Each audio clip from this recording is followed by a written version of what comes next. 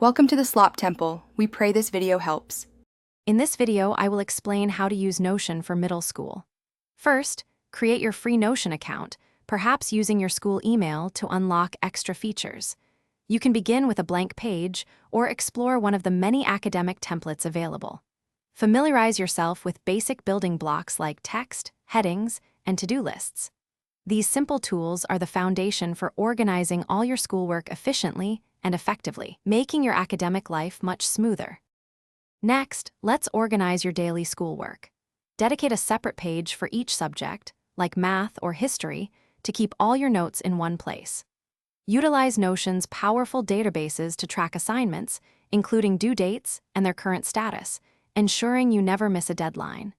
You can also link related pages and resources, making it incredibly simple to access all the information you need for studying and completing tasks. For larger projects and group work, Notion is a fantastic tool. Design specific project pages with clear sections for research, drafting, and setting deadlines.